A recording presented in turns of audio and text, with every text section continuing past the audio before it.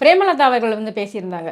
விஜயகாந்த் அவர்கள ஒரு அரசியல் ரீதியாக விளம்பரத்துக்காக பயன்படுத்துவதை ஏற்றுக்கொள்ளவே முடியாது அப்படின்னு.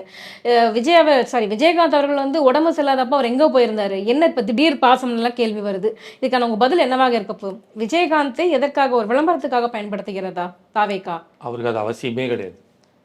அது அவருக்கு அவசியமே கிடையாது. சில உண்மைகள் சில இடத்துல எல்லா இடத்துலையும் இடம் பொருள் ஏவல்னு ஒன்று இருக்கு. அதை யாரையாவது பார்க்க விட்டாங்களா அவங்க ஃபர்ஸ்ட்? நிறைய கேள்விகள் இருக்கு. போன்லயாவது நலன் விசாரிச்சிருப்பாரா? என்ன கேட்டிருக்காரு? சிம்பிளா சொல்றேங்க.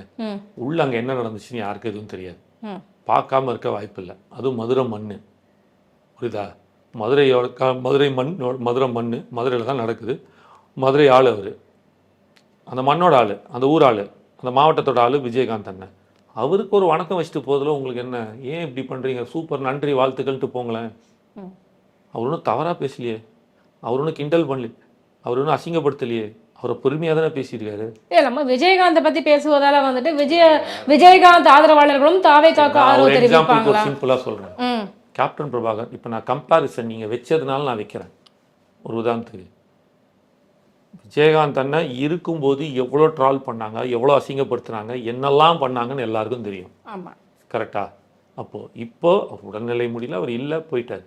இப்போ நான் என்ன நினைக்கிறேன்னா, ஒரு வேளை விஜயகாந்த் அண்ணன் இருந்திருந்தாருன்னா விஜயண்ணா வந்திருப்பாரான்னு கூட தெரியாது. அப்படியே வந்தாலும் விஜயகாந்த் அண்ணன் விஜயண்ணனுமே சேர்ந்து ஒரு கூட்டணி போட்டு ஒரு மாபெரும் வெற்றி கூட்டணியாகி ஜெயிக்கிறதுக்கான வாய்ப்புகளும் இருந்திருக்கும். என்னோட கேள்வி ரொம்ப சிம்பிள் மேடம்.